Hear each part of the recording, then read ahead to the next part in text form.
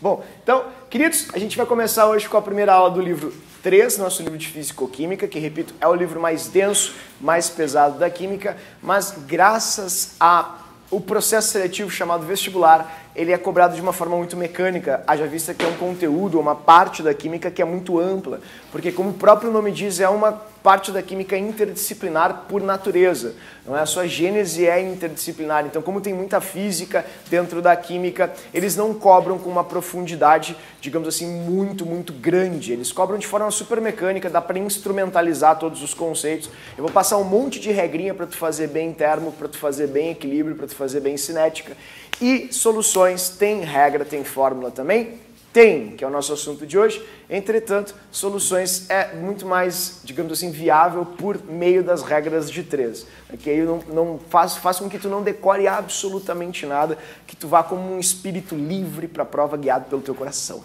Aí tu vai lendo, vai marcando, vai resolvendo, tu vai ver. Então vamos lá, vamos começar com esse conteúdo, que é um conteúdo maravilhoso, pessoal, não é ruim não. É difícil em alguns casos? Sim, mas tem muitas questões de soluções que são questões super fáceis, super acessíveis e que a gente resolve às vezes de uma forma até tanto quanto intuitiva. São obviedades, não é? Esse ano o Enem cobrou uma questão chatinha sobre os 2017, no caso, sobre os ratos e sobre a dose letal dos ratos, mas também teve questões bem fáceis envolvendo cálculos de soluções, onde uma regrinha de 3 também tu resolveria. A URGS nunca dificulta soluções, faz muito tempo que a URGS não cobra soluções de uma maneira bastante complexa.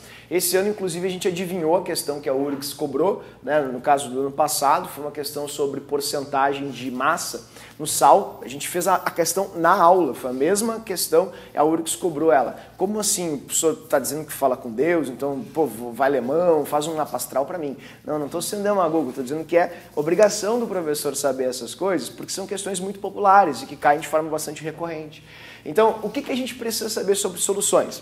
Primeiro, o que é, o que se trata e quais são as possíveis pegadinhas, porque não é um assunto que tenha muita teoria, tem muito mais prática, e é o que a gente vai ver.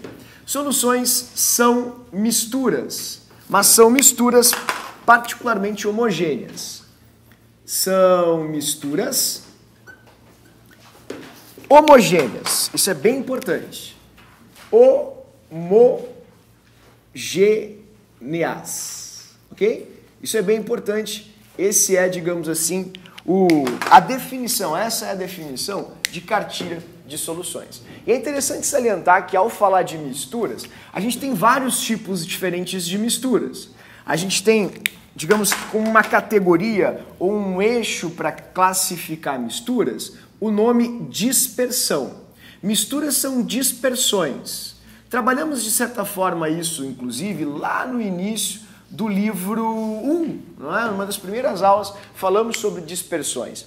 O que são dispersões? Dispersões são misturas, mas são misturas nas quais nós temos uma substância que se espalha, se divide, se fragmenta em meio a outra. Por exemplo, eu pego terra e jogo na água, eu tenho uma mistura de terra e água heterogênea, onde a terra, que é feita de sílica, basicamente, ela se espalha em meio à água. Então, esse ato de espalhamento, de espalhar essa fragmentação, a gente caracteriza como sendo propriedade do disperso.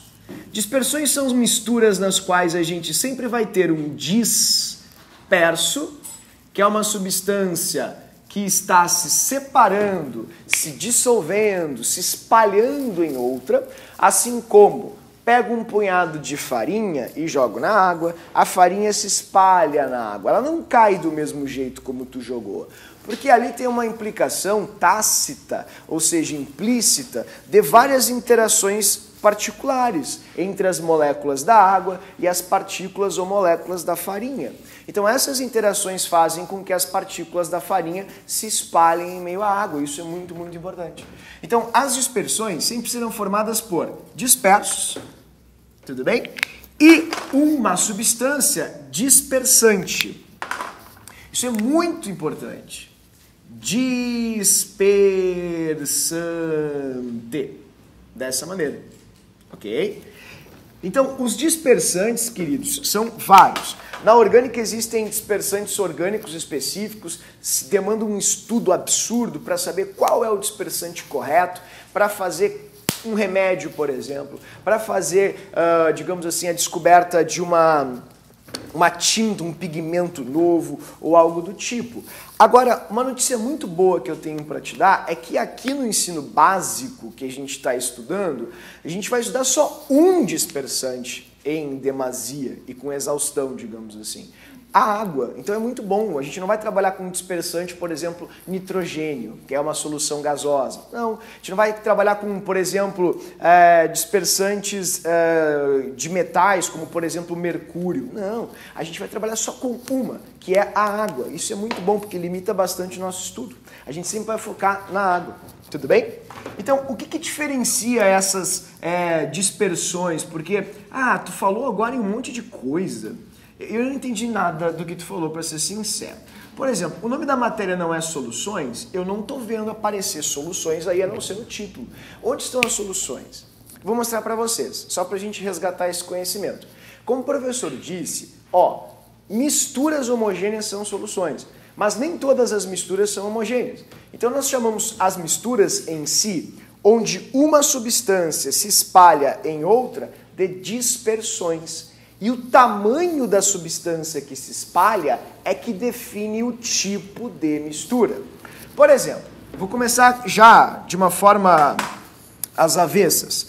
Quando o disperso é muito grande, muito grande mesmo, ele fica suspenso, né? Ele fica suspenso, dessa forma, em meio a um dispersante. Quando ele tem ali uma dimensão bastante grande, ele é visível a olho nu. Não precisa decorar isso, tá, pessoal? Isso é interessante. Acima de 1000, aqui, nanômetros, 1000 nanômetros, a gente vai ter, acima de 1000 nanômetros, a gente vai ter um disperso. Deixa eu colocar a boquinha para o outro lado aqui, não é? Um disperso já visível a olho nu. E se ele é visível a olho nu, a gente não considera ele uma solução, a gente considera ele uma mistura heterogênea. Tá? Então essa é a primeira dispersão que existe, a gente chama de suspensão. Suspensão. Ok? Teria uma substância suspensa e um suspensante, se é que existe essa palavra, que seria o dispersante dessa solução, dessa mistura, desculpa.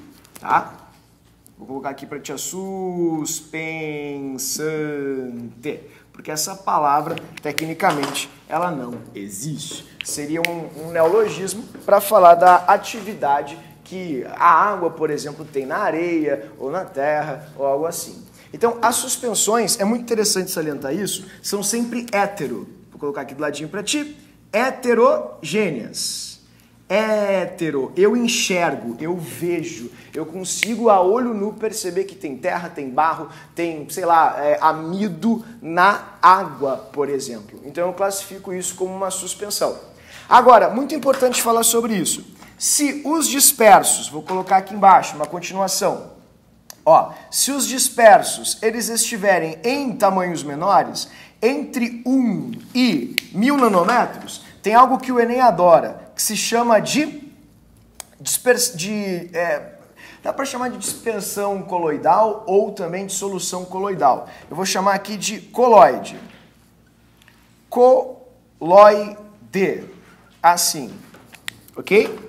A mistura coloidal, o coloide ou a dispersão coloidal, tanto faz, são, digamos que, misturas onde os dispersos, não é? Teria, enfim, o nome de disperso também, ele vai ter um tamanho entre 1 nanômetro, vou colocar aqui para ti, entre 1 nanômetro e 1000 nanômetros. É interessante falar um pouco sobre isso, porque não se fala muito na questão de coloides no ensino básico, e as provas de São Paulo particularmente cobram coloide. As misturas coloidais ou dispersões coloidais, não importa a expressão que eles utilizem, desde que tenha a palavra coloide, tu está te referindo à mesma coisa. Os coloides são héteros, queridos. Todos eles são heterogêneos. Tu consegue enxergar com um microscópio. Se tu puser um microscópio, tu consegue enxergar essas misturinhas. Por exemplo, manteiga, tu vê um colóide sólido, a maionese, o leite, enfim, desde que a gente tenha, não é, enfim, essa capacidade, possibilidade de enxergá-lo com o auxílio de um microscópio, a gente tem um colóide. Eu vou puxar uma flechinha aqui do colóide para falar com vocês sobre uma emulsão. O que seria uma emulsão? Essa palavra apareceu na URGS em 2017 e me preocupa um pouco. Emulsão é um colóide, tá? Só que a emulsão ela vem de quê? Vem de casa, vem da tua cozinha, vem da pessoa que pega, por exemplo, sei lá, óleo e água e bate no liquidificador. Ao pegar o óleo e a água e batê-los no liquidificador, a ação mecânica faz com que tu fragmente as gotículas de óleo em dimensões tão pequenas que elas ficam finamente divididas na água. Isso é importante. Emulsão é quando tu pega uma mistura heterogênea por natureza, tipo azeite e água, e bate tanto, agita tanto ela, que ela acaba aparentemente ficando homogênea. Sabe por quê? Porque ela ficou um colóide. Ah, mas é impossível entender isso que tu tá falando. Eu vou discordar de ti, tu vai me desculpar, mas tu já comeu maionese? Como é que se faz maionese? Tem duas coisas só que tu bota na maionese, basicamente. Azeite e ovo. Qual é a substância majoritária no ovo? Albumina? Não. É colesterol? Não. É água. O ovo é mais de 90% água. Então, quando tu pega um ovo e tu joga o azeite, o ovo e o azeite, eles não vão se homogeneizar. Tu vai ter duas fases bem claras. A fase sobrenadante, que vai ser a fase do azeite, que é menos densa, e a fase mais densa, que é a fase do ovo. Só que se tu pegar lá, né, o fouet que se chama, lá aquela coisinha de bater, e começar a bater, ou vá saber, com uma colher e começar a agitar, tu começa a espalhar tanto, mas tanto as gorduras, digamos assim, que elas ficam se dividindo, e o que tu enxerga é algo que aparentemente é homogêneo. E tem que bater muito, porque se tu não bater muito, o que acontece com a tua emulsão? Expressão clássica, assim, que se a gente falar é desandou o quê? Desandou a maionese. Por que se desanda a maionese? Porque tu não bateu direito, tu não emulsificou direito, tu não transformou aquela coisa chamada azeite em um disperso, ou no caso, um disperso, né, tá certo? Que tem uma dimensão pequenininha como essa. Tá? O leite é a mesma coisa. Se tu tira o leite da vaca, tu enxerga muitas vezes a gordura do leite da vaca. Então, o pessoal nas empresas de pasteurização e de, enfim, que trabalham com leite, que enfim, se beneficiam dessa matéria-prima, as indústrias de beneficiamento de laticínios, eles pegam grandes pressurizadores que fazem esse processo de emulsificação.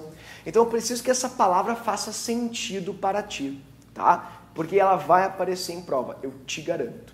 Foi muito estranha aquela questão da URGS perguntando o que era maionese. Eu só não sabia responder. Resposta, emulsão. Emulsões são colóides. São coisas que são heterogêneas e por ação mecânica, tu consegue dividir tanto uma substância na outra que os teus olhos já não mais a enxergam. A gente vê uma coisa homogênea. Mas se tu pegar o teu microscópio, que tu tem obviamente em casa, porque quem aqui não tem microscópio em casa, e colocar o microscópio naquela porçãozinha de maionese de análise, tu vai enxergar um monte de micelas de gordura finamente divididas em meio à água. Tudo bem? Então, emulsão é um tipo de colóide, feito a partir da ação mecânica. E o último tipo, que é o nosso de interesse, que tem ali solutos abaixo, vou colocar o disperso, né? Fica abaixo de 1 nanômetro. Então, vou colocar aqui a boquinha para vocês verem. Assim, ó. Abaixo de 1 nanômetro, não tem microscópio que o enxergue. Esse aqui a gente chama, inclusive, tem uma palavra específica para ele, a gente chama de soluto, é muito importante, soluto. Esse soluto sempre vai estar fragmentado, espalhadinho no solvente, dessa maneira. E esse solvente, como falei para vocês aqui, Pode ser sólido, líquido ou gasoso, mas no nosso caso vai ser especificamente líquido, vai ser água. E isso vai gerar a matéria que a gente vai estudar, que se chama solução, ok? Que é estritamente homogênea. Fica a dica para a PUC, tá, pessoal? A PUC se atrapalha horrores nos conceitos, eles adoram fazer pegadinha. Então, olha, eu acho que é coerente, se eles adoram fazer essas pegadinhas, de usar um pega-ratão, uma palavrinha ali trocada, tem que ser chato com eles também. Eles erram direto isso, tanto que em 2013 ou 14, se não me engano, eles disseram que crianças observaram o sal sendo dissolvido na água. E disseram, as explicações para o fenômeno visto eram, e aí eles te perguntam, quais as explicações ou qual explicação está correta? Aí as crianças disseram, o sal some quando encontra água. O sal ele evapora quando encontra água. Coisas bastante assim, não é, digamos, triviais e crenças de quem está enxergando um sólido desaparecendo num líquido. E a resposta certa era, algumas crianças disseram que o sal se divide tanto que só dá para ver com o microscópio. Eles deram como certo, está errado. Não tem microscópio no mundo que enxergue o sal dissolvido na água. Os eletrólitos, ou seja, os íons de cloro e sódio que se dispersam na água, eles são tão pequenos, mas tão pequenos que nenhum microscópio consegue enxergar. Então abre o olho, isso é importante. Mistura homogênea, ou seja, solução, não tem como enxergar nem com microscópio. A que tu enxerga com microscópio é o coloide. E a que o teu olho enxerga, como a gente já viu, é a suspensão, porque ela é naturalmente heterogênea. Tudo bem? Então, das 3 formas de dispersões que existem, queridos, quais delas a gente vai trabalhar agora? A última, só a solução. A gente vai ficar só em cima dessa, que é obviamente a mais importante. Porque, afinal, se tu for estudar a fisiologia do nosso organismo, agora é um termo que as pessoas empregam para qualquer coisa, né? Impressionante. Fisiologia política, impressionante isso.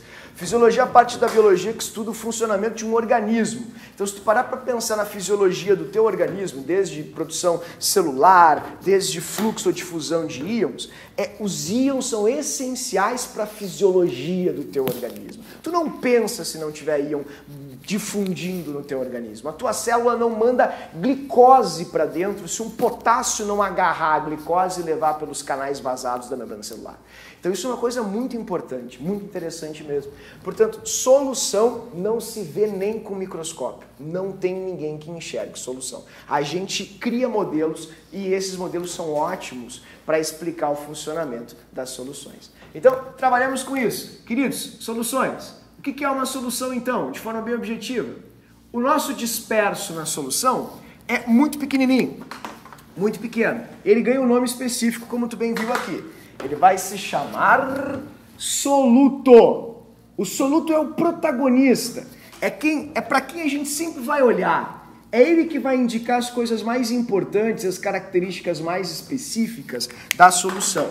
Ele se dissolve, ele é dissolvido na solução, dissolvido na solução. Obviamente, ele normalmente está em menor quantidade. E eu não gosto quando os livros dizem soluto é quem está em menor quantidade, porque isso me deixa um pouco assim, incomodado. Por exemplo, vocês não conhecem isso, mas existe uma bebida alcoólica chamada absinto. Eu vou explicar para vocês. O absinto, eu não achei interessante as risadas, mas o absinto, ele é uma bebida alcoólica, queridos, que tem até 90% de álcool.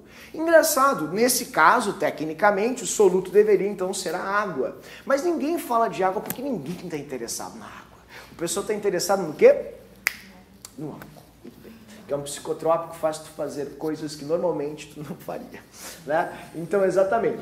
O álcool está sendo discriminado nessa solução como sendo o principal. Então, há uma certa... Eu não sei qual seria o termo correto para usar aqui na minha fala, mas há uma certa desconsideração em relação a essa caracterização, sabe? Soluto é quem não é a água. Pronto. Não importa se está em maior ou menor quantidade, quem não é a água é soluto, porque a água não interessa, ela é abundante, ela vai espalhar as coisas. Então, nas soluções que vocês vão estudar, mesmo que mais de 50% seja, por exemplo, álcool, seja sal, seja, enfim, açúcar, não interessa.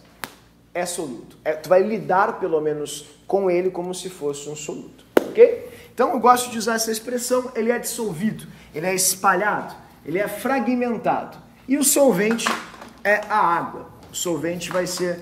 A gente pode ter vários solventes, como eu te falei, mas a gente vai trabalhar só com soluções líquidas, e a solução líquida mais importante é a solução aquosa.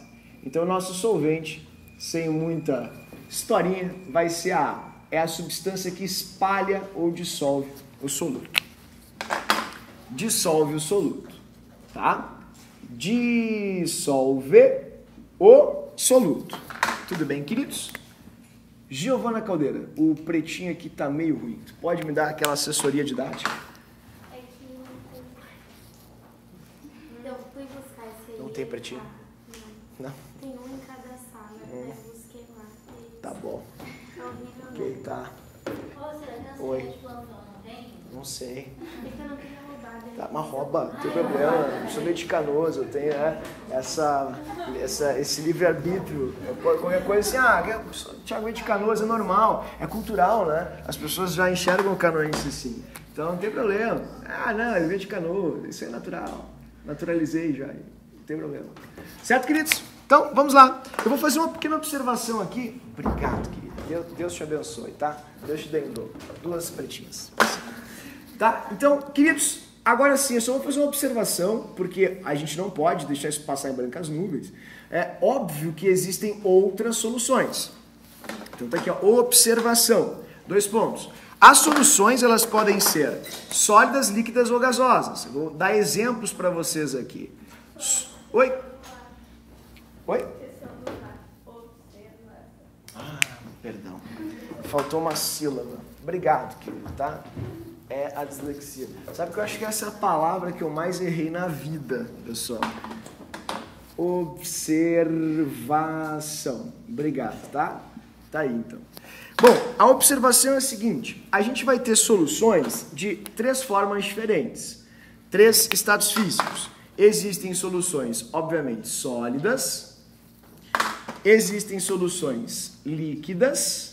E existem soluções gasosas. Nós trabalharemos especificamente com as líquidas e, em particular, com as aquosas, ok? Só para a gente lembrar, eu vou denominar aqui algumas soluções para vocês verem e também lembrarem, né, mediante as crenças que todo mundo tem, os conhecimentos prévios, não é? Isso aqui é uma solução, então, tipo o anel, a biju, é um exemplo de solução? É uma solução. Sólida, no caso. Então, exemplos de soluções sólidas. A gente viu agora uma situação patética que um iraniano refugiado ganhou o Nobel de Matemática, não sei se tu viu isso, que tinha uma medalha lá com ouro 14, a medalha valia $15 mil, e ele deixou a pastinha para tirar foto. Pô, o cara é um refugiado, o cara brigou muito para ganhar o Nobel de Matemática, sabe? PhD de Cambridge, e roubaram a medalha dele. Né? Onde é que foi entregue a premiação? No Rio de Janeiro. Coisa maravilhosa, né? Exatamente. Então não te assusta se isso não cair na prova. Falando sobre o ouro 14. O que é o ouro 14? A quilatagem do ouro indica a proporção de ouro e dos seus solventes. O ouro mais popular, pessoal, não tem como fugir, é esse aqui, ó. É o 18K, que é o 18 quilates. Que ele pode ter cobre ou paládio, né? Então a gente vai ter nesse ouro, nunca esquece, isso aqui é uma informação super importante, 75% de ouro e tu vai ter 25% de cobre ou paládio. Tá? Vou colocar aqui, ó, o paládio, assim que hoje em dia é muito comum, o cobre também pode ser, prata também pode ser usado, mas essa é a nossa relação, a nossa proporção entre um e outro. Tudo bem? Tá aí. Agora foi. Meu Deus. Agora foi. Pronto. Certo? Então pode ser cobre, pode ser prata, pode ser paládio. Paládio hoje em dia é mais usado inclusive que o cobre. Lembra um exemplo de solução sólida, bem facinha, bem simples. Nas soluções líquidas a gente tem clássicos, vários. O mais popular aqui que eu posso colocar para ti é a água mineral. A água mineral ela está em evidência atualmente por causa dos ppms. Eu aposto para ti que vai ter ppm na prova. Vai ter ppm. E assim, ó, a questão do ppm, que muita gente vai olhar e vai pular, ela é respondida de forma, perdão a expressão, mas ridícula. Tu pode colar, tu não pode colar porque tu não pode ter o rótulo, mas se tu tivesse o rótulo, tu colaria do próprio rótulo, porque todos as tabelas nutricionais e rótulos, enfim, de quaisquer produtos já vem em ppm. Por exemplo, quando tu lê assim na água mineral que tu comprou, tem 20 miligramas de sódio por litro de água, aquilo é o ppm. ppm está sendo muito falado por N questões ambientais, vai cair ppm. Assim como eu estava com uma fixação no passado pelas porcentagens de titulações, eu acho que esse ano vai cair ppm, tá? Vou chutar todas as minhas previsões assim em ppm. Então, água mineral, a gente vê tudo em ppm, vou mostrar para vocês como funciona. E é óbvio que as soluções gasosas só pode ser o ar atmosférico, que tem aí uma proporção bastante díspare entre oxigênio e nitrogênio, tá? No ar atmosférico, nunca dá para esquecer isso, tá, queridos? 80% nitrogênio, 20% oxigênio. Então, quando tu infla os teus alvéolos pulmonares, o que tu vai ter ali? Vamos supor que tu tenha 5 litros de capacidade de inalação de ar nos teus pulmões, né, por vez. Então, enchi o pulmão, 5 litros de ar atmosférico nos meus pulmões. Sabe quantos destes 5 litros vão ser de oxigênio? 1 litro só. Porque 20% só é oxigênio. Essa questão caiu na UX há um tempo atrás, tá até no material, vocês vão ver. Não esquece dela, tá? 20% oxigênio, 80% nitrogênio. Tá? Então, enchi 5 litros aqui dentro. Opa, 1 litro só é oxigênio, 4 litros nitrogênio. Tudo bem? Porque essa é a proporção do ar atmosférico. Vamos trabalhar bastante com as soluções líquidas, que obviamente são as mais importantes, e eu vou mostrar isso para vocês aqui, começando a destrinchar, digamos que a solubilidade dos solutos nas soluções. Então eu vou chamar isso de coeficiente de solubilidade. Tudo bem, queridos? Ó, coeficiente de solubilidade. Quanto eu posso colocar de um sal, de açúcar, de um soluto, numa quantia de solvente de forma homogênea? Ou seja, mantendo ainda o caráter de solução. Solubilidade. Isso é muito interessante. O coeficiente de solubilidade é uma informação super valiosa e que ninguém sabe com regra de 3, ninguém sabe com, enfim, tabuada do 7. A gente sabe só a partir de dados já pré-determinados, uma base de dados que é fornecida para a gente consultar na prova. Por exemplo, ó, olhem por gentileza ali para o quadro. Quanto que eu consigo colocar aqui de sulfato de cobre, por exemplo, na água? Ah, bastante. Opa! Tá vendo? Não sei se tu consegue enxergar ali embaixo, mas tudo que eu coloco aqui agora de sulfato de cobre, ó, não vai mais para dentro da água. Tá indo para o fundo direto. Não sei se tu conseguiu prestar atenção no tempo que isso levou. Comparem de forma bem superficial agora o tempo que vai levar com o dicromato de potássio. Tá vendo? Foi muito mais rápido. Significa que a capacidade que o dicromato de potássio tem de se espalhar, fragmentar em meio à água, não é igual à capacidade que o sulfato de cobre tem. Então, a gente não pode dizer que sais são solúveis. Isso é uma afirmação horrível, porque senão tu está dizendo que não existe um exoesqueleto, que não existem seres vivos vertebrados, porque os nossos ossos eles são formados por carbonato de cálcio. Logo, cada tipo de soluto tem uma afinidade com água. E como é uma coisa bastante extensa e plural, não tem como tu fazer uma regra geral para isso. Logo, a gente precisa sempre consultar os coeficientes de solubilidade, que vão ser dados para ti. Por exemplo, quanto cabe de açúcar na água? Cabe mais açúcar na água ou mais sal na água? Como é que funciona essa capacidade, digamos assim, da água de dispersar o disperso, dispersar o soluto? Vamos ver? Uma coisa que é interessante saber, tá, pessoal? Água e açúcar têm uma afinidade muito, muito grande por causa de uma interação molecular bem popular que a gente conhece, chamada de ligação de hidrogênio. O açúcar ele é um poliálcool. A fórmula dele é C12H22O11.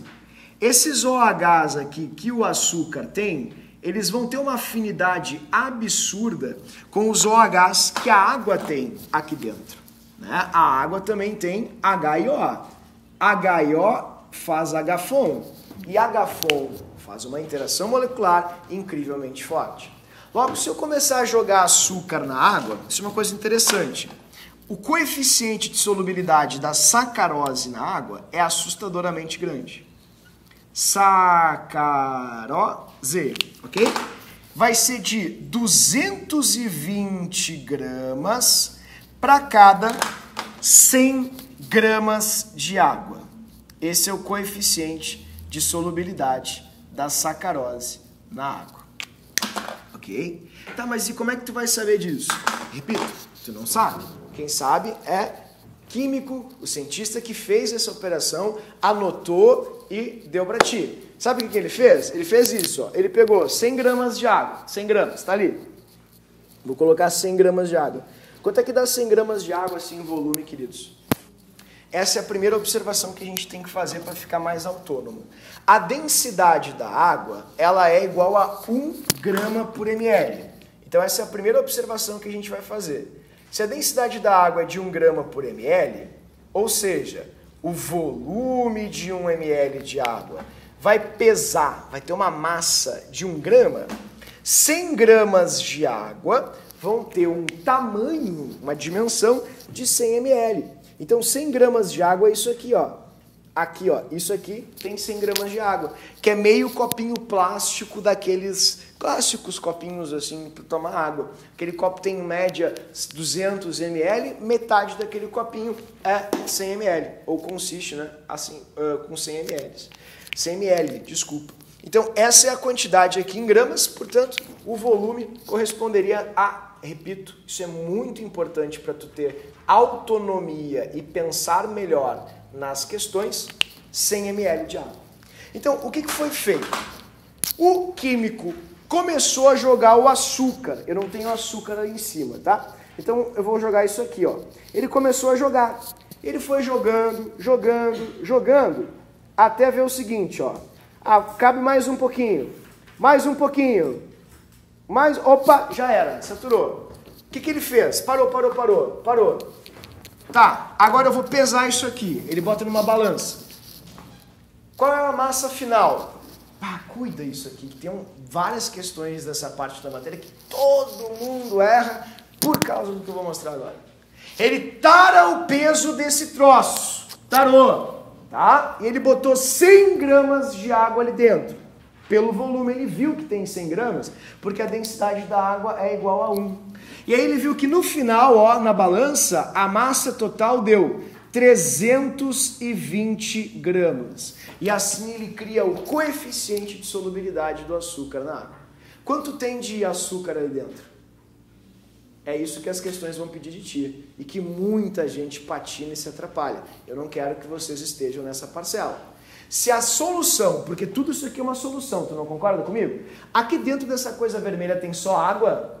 Não, tem o açúcar que eu joguei aqui dentro também. Então tem a água mais o açúcar. Ó, água mais o açúcar. Dessa maneira. E aí vem a minha pergunta. Se a soma total deu 320, queridos, quanto que eu tinha de água antes? 100. Então qual é a diferença aqui?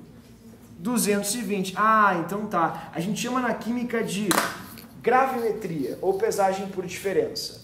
Tu sempre faz dessa forma, para ficar mais preciso, para ser mais fácil de avaliar. Então, se alguma questão te disser o seguinte, a solução tem uma massa de 320. Ele não está falando do soluto, ele está falando da massa total da solução. Isso é super importante. Ok?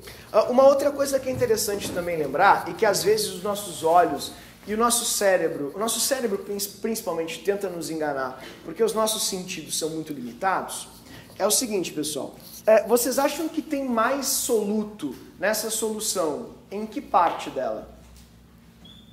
Em cima, embaixo? O que tu acha? Tá, eu vou tirar o que está ali embaixo só para a gente poder abstrair e desenvolver esse raciocínio. Onde tu acha que tem mais pozinho vermelho? Tem mais aqui? Aqui embaixo? Qual é o gosto, o primeiro gosto, assim, do primeiro gole de uma Coca Zero? Horrível. Só um tombo de dar zero no suor. Ok, suco de laranja para ser mais healthy. Coca normal é muito rico em açúcar. Põe no YouTube fervendo Coca-Cola. Tu vai te chocar. E lembra que a fenilalanina, que é a substância que tem na Coca Zero, ela tem uma quantidade menor por volume na Coca Zero do que tem num suco de laranja. Lembrando que o aspartame é um acidulante natural. Então, se alguém te diz que a Coca Zero dá câncer, né, dessa forma assim popular, bastante, enfim, de senso comum, então o suco de laranja também deveria desenvolver câncer. Isso aí.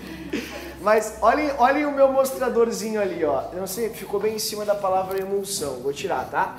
Esse mostradorzinho é o meu raio-x da concentração. É o correspondente ao gosto, tá? Eu não sei se eu consegui estabelecer bem esse paralelo, vocês entenderam? O gosto está associado à concentração. Olha a concentração aqui em cima, tu tá vendo? Tá, agora eu vou mostrar a concentração aqui embaixo, tá vendo? Ó, exatamente, por uma questão de entropia, de aumento de, enfim, desordem no sistema, sempre que tu coloca um soluto no solvente, o soluto, depois de se homogeneizar, ele se espalha de forma igual ou uniforme. Isso é tri importante. Por isso, tecnicamente, o primeiro gosto do teu suco de laranja, o primeiro gole, desculpa, do teu suco de laranja, tem que ter o mesmo gosto do segundo, do terceiro e assim por diante, porque a concentração é a mesma, tá? Isso é o que a gente percebe aqui. Pessoal, eu me fiz... Oi, querido. Só em soluções, né? Interessante a observação da Amanda. A palavra solução, ela corresponde à mistura homogênea, tudo bem? Então são termos equivalentes. Então se tu tiver uma mistura heterogênea, por exemplo, um coloide, coloide não é assim, porque eu não sei como é que tu bateu lá as claras em neve, não sei. Eu não sei como é que tu bateu a gema, a clara e o ovo. Eu não sei como é que tu fez isso, né? Enfim, férias são terríveis, eu sei, não me julga. Eu não sei como é que tu bateu isso, talvez tu não tenha homogeneizado muito bem. Então, isso gerou, né, um coloide com concentrações diferentes na sua estrutura. Coloides não têm concentração igual, não. Se eu pensar em Nescau, por exemplo, a concentração maior do seu fundo. No Nescau, a parte tecnicamente homogênea do Nescau, ela tem que ter concentração igual. O que fica no fundo, querida, é a parte heterogênea. É o que não se dissolveu. É o que a gente enxergou ali, ó. Ó, quando saturou. Ali o que ficou no fundo, todas essas coisinhas que ficaram no fundo ali agora, é o que tu não conseguiu dissolver de açúcar, chocolate no leite. Tudo bem? Oi. Oi, querida. Ali, antes da primeira vez, tu colocou, acho que foi o açúcar, e depois tu botou de cromato. Eu botei sulfato de cobre, ok. No caso, tipo, como é que eu posso dizer? Uma solução, Pode, tá ótimo. ela atingiu a saturação antes por causa da concentração? Sim. Porque um é mais concentrado que o outro? Não. Mas ela atingiu por causa da concentração? Sim, mas não porque um é mais concentrado que o outro. Não. É por interação do soluto solvente. É isso que define o que se dissolve e o que não se dissolve. Lembra que cada substância ela é única. Ela é uma unidade, é algo específico. Por isso a expressão é substância. O termo substância é para se referir a algo que é elementar, ou seja, algo que só existe daquele jeito. Tudo bem? Que é único na natureza. Então, essas partículas únicas, elas têm uma força de interação que pode ser maior ou menor. E são essas forças de interação que definem o que é mais ou menos solúvel entre si. Então, quando a força de interação for maior... Mais afim com o solvente, porque lembra que a gente só está usando um solvente. Pode ser que exista um outro solvente, e existe, que seja muito mais afim do soluto e dissolva ele muito melhor. Quer ver um exemplo? Por exemplo, a água e a gasolina não se dissolvem. Agora, o álcool e a gasolina se dissolvem maravilhosamente bem. Né? Por quê? Porque eles têm maior afinidade. Então, o que define quem se dissolve em quem é a afinidade. E nosso cérebro nos leva a crer que sempre é a água. E não é sempre a água. A gente vai estudar a água aqui porque é a mais popular e é a que mais cai. Mas existem vários outros solventes. Então, o coeficiente de solubilidade, ele vai indicar quanto cabe de soluto no solvente. Mas eu posso dizer então que quanto maior a interação Isso. entre o soluto e o solvente, Perfeito. mais rápido vai ser. Não digo mais rápido, mas maior é a quantidade dissolvida. Maior vai ser a quantidade dissolvida. A prova disso é sal. Sal não tem tanta afinidade com água quanto o açúcar. E isso já caiu várias vezes em prova. Por quê? Cabe 36 gramas de sal na água. 36. Esse aqui, ó, o salzinho branquinho, cloreto de sódio. Só cabe 36 em 100 gramas de água. Não cabe muito, não. Cabe 220 gramas de açúcar. A água dissolve mais do que o dobro do seu peso. Sal não, ela dissolve 36% do seu peso só. E uma observação, tá, pessoal? Como é que fica a densidade no final aqui? Maior ou menor? Esse é um outro grande problema da educação não experimental. O aluno não consegue, às vezes, entender, porque o nosso cérebro, repito, o nosso cérebro é limitado, o nosso cérebro ele é burro, porque ele sempre se apega aos nossos sentidos. O que é tátil, né? O que é visível. Então a gente pensa assim, ó, uma coisa mais outra coisa, duas coisas. Não, isso é um problema de abstração reflexionante, como a gente chama, na psicologia. O que acontece? Prestem bem atenção agora para o quadro. Olhem o volume dessa solução.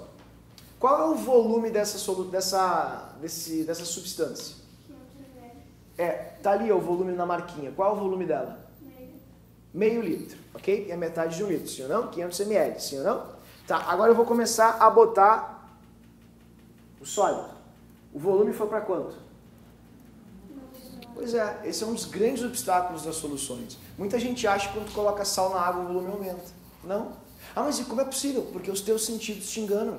O teu cérebro ele enxerga um líquido, que é uma porção de matéria. E o teu cérebro enxerga um sólido, outra porção de matéria. O teu cérebro não reflexiona, não pensa, não reflete sobre o fato de que no líquido existem muitos espaços vazios. E ele não enxerga isso. E por não enxergar isso, ele não consegue compreender. Entra agora a nossa capacidade de abstração.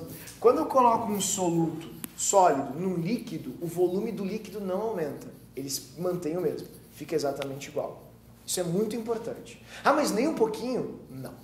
Mas como é que pode? Porque tem muito espaço vazio em substâncias líquidas. E o soluto, quando se dissolve, fica nesses interstícios, digamos assim, particulares. Mas a massa, obviamente, tem que aumentar. Porque, né, eu estou colocando mais matéria. E massa é uma forma de medir a quantidade de matéria. Então, o que vai aumentar sempre, pessoal? Essa é a minha observação. O que sempre aumenta, quando, além da massa, quando eu coloco soluto no solvente? Sempre, sempre, sempre. É uma propriedade física que se chama massa volumétrica. Ela é super popular. O que sempre vai aumentar quando eu pego sal e boto na água além da massa da solução? Além da concentração. Se a massa está aumentando e o volume permanece o mesmo, qual é a propriedade física que relaciona massa com volume? Densidade. Sempre está ficando mais denso. Não esquece disso. Isso é super importante. Tudo bem? Eu me fiz entender, vocês entenderam isso? Tá, só tem um pequeno problema. Leite quente dissolve mais ou menos Nescau? Então tu tá me dizendo que tu conhece isso. Faz parte das suas crenças. Temperatura influencia muito nisso. Então tá faltando uma informação aqui. Eu quero que quando tu olhe isso, tu diga assim, ó, faltou uma informação ali. Qual, querido? Temperatura. Porque a temperatura influencia nisso. Inclusive, uma das clássicas formas de usar a temperatura a teu favor alguém já viu alguém jogar sal no gelo do isopor? Nunca ouviu falar que sal no gelo gela mais rápido? Isso é crendice? É fato ou é mito? É fato, porque o sal, para se dissolver na água, ele precisa absorver calor. Então, quando tu coloca um corpo quente numa mistura de sal e água, o sal absorve muito calor e consegue se dissolver na água. E aí tu consegue resfriar muito mais rapidamente bebida, qualquer que seja que tu tenha posto lá. Só uma coisa que tu falou. Então, o açúcar, ele se dissolve mais rápido na água do que o sal? Em maior quantidade. A rapidez, ela depende muito da difusão das partículas, mas a quantidade, sim, exatamente. Tá, pessoal? Então, o que eu quero mostrar para vocês? Isso tem sempre uma referência de temperatura. A temperatura medida aqui, ela é de 25 graus Celsius.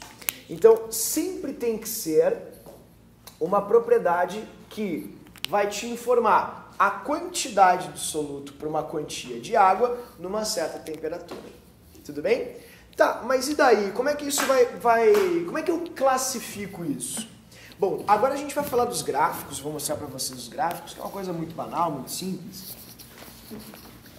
E que cai bastante, só que, pessoal, muita gente erra. E eu não quero que tu erre gráfico em hipótese alguma, tá? Que é uma coisa muito fácil. Principalmente a noção de supersaturação. Isso é uma confusão. Tu pega no, sei lá, Brasil Escola, bota no Google lá, Mundo Educação, e aí eles vão explicar supersaturação. Pô, a definição não está errada, mas é que entre a definição e a compreensão existe um abismo. Existe explicação e compreensão. São coisas que, se alinhadas, fluem muito bem. Se não alinhadas, não adiantam de nada. Por que está falando isso? Todo mundo erra supersaturado. Olha, vou fazer 16 anos de sala de aula agora. Pessoal, eu vejo muito erro básico sobre supersaturação. E eu não quero que isso aconteça contigo. Portanto, eu vou mostrar para vocês, como a gente estava conversando, qual a influência da temperatura aqui. Tá triconfusa a aula. Mas para aí, eu te perguntei se leite quente dissolve mais Nescau, sim ou não? E no momento em que tu tentou te manifestar quanto a sim ou não, para mim tá ótimo, já é o suficiente. Mostrou que tu entende que a temperatura influencia nisso. Agora a minha pergunta é, e como varia então o coeficiente de solubilidade em função da temperatura? Seria legal eu pegar e escrever assim, ó, a 26 graus Celsius cabe 225 gramas de açúcar. A 27 cabe, imagina o drama que ia ser para eu escrever tudo isso, para uma pessoa conseguir ler na temperatura desejada qual é a quantia de açúcar que cabe na água. Por isso, quando a gente vê que está muito ruim em alguma coisa, a gente desenha. E vamos desenhar. Vou mostrar para vocês os gráficos. Eu não gosto de chamar de curvas de solubilidade, porque não são curvas sempre. Então, eu acho que é um desserviço, às vezes, para o aluno. Tá? Eu vou chamar de gráfico. Pode ser uma reta, pode ser um morrinho, pode ser algo exótico, coisa de arte moderna. Não é uma curva sempre. Depende. Tá difícil. Eu tenho que te falar, não estou entendendo bem. Seja mais didático. Tá, eu vou tentar me fazer entender. Ok? Isso vocês vão ter, queridos, ali na página 9, se eu não me engano, ou 10. Nenhuma das 8. Ai, que derrota. Desculpa, tá? Pode xingar o educador. Tá? Pode pegar ali na página 8, que o gráfico está montado já com esse propósito. Eu vou só colocar aqui no quadro de novo, para fazer de uma forma mais, digamos assim, qualitativa, né? E aí a gente vai usar os do livro agora para falar um pouco sobre isso. Sempre no eixo Y, tu vai ter gramas de sal, soluto, né? Digamos assim, para uma quantia de água. 100 gramas de água, 1000 gramas de água e assim vai. E no eixo X, a gente sempre vai encontrar a temperatura. Temperatura.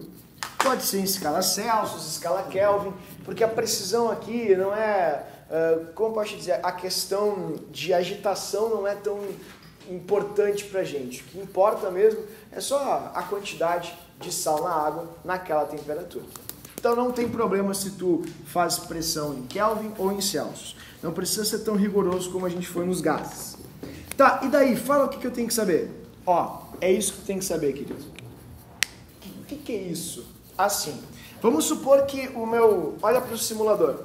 O meu simulador está a 25 graus Celsius. 25 graus Celsius.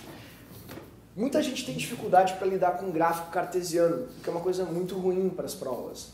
O gráfico ele serve para te ajudar e não para complicar a tua vida. Se está 25, vamos supor que 25 seja aqui, ó. Se 25 é aqui, pessoal, tu não pode ir para a direita e não pode ir para a esquerda. Eu sei que é uma obviedade, mas eu preciso chamar a atenção de vocês para isso. Se 25 está aqui, ó, a única coisa que tu pode fazer, querido, é ir para cima ou para baixo. Entende? Dessa maneira, como eu estou te mostrando aqui. Tu não pode ir para a direita e não pode ir para a esquerda. Portanto, esse simulador que eu vou mostrar para vocês agora, ele está travado ali. Travado ali. E conforme eu começo a colocar o soluto, ele vai se movimentar. Mas não para a direita ou para a esquerda, para cima ou para baixo, obviamente.